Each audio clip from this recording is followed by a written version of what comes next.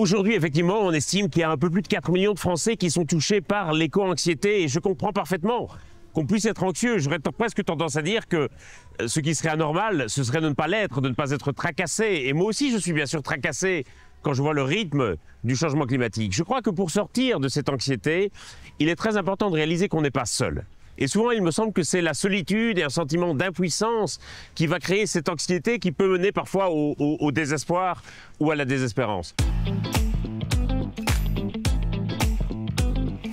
D'abord que, un peu partout dans le monde, il y a des gens qui agissent face au changement climatique, qu'une écrasante majorité de la population souhaite davantage d'action face au changement climatique.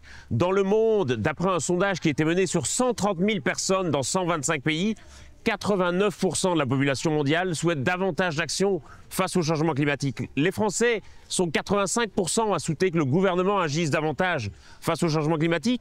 Et pourtant, ils ont l'impression d'être minoritaires. Ils ont l'impression qu'autour d'eux, de n'entendre que des gens qui veulent en finir avec la transition. C'est pour ça que je crois qu'il faut donner à entendre la voix de la majorité. Et cette majorité, elle est très claire. Elle veut qu'on agisse davantage face au changement climatique. Je pense effectivement que c'est l'action qui permet de dépasser l'éco-anxiété et qu'on a parfois le sentiment, et c'est un peu le discours qui est un peu prédominant sur lequel rien ne se passerait, on serait immobile, voire même on reculerait, on aurait ce triangle de l'inaction entre les gouvernements, les entreprises et les citoyens. Alors que la réalité, c'est que lorsque je vais en France, un peu partout ou en Europe, je vois énormément d'initiatives qui sont prises par des associations de la société civile, qui sont prises par des entreprises, qui sont prises par des collectivités, des municipalités, des conseils départementaux, régionaux.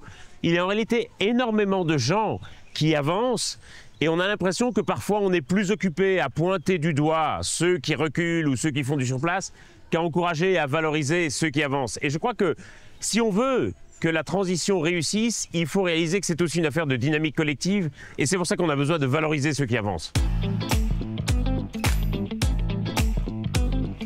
Ce genre de rassemblement, de manifestation, de festival, c'est absolument essentiel parce que ça permet de donner à voir aux gens des solutions. Et aujourd'hui, on a un grand besoin de démonstration. Je crois qu'il faut sortir des récits, de l'incantation par rapport à la transition et montrer aux gens ce qui est possible, les solutions qui existent.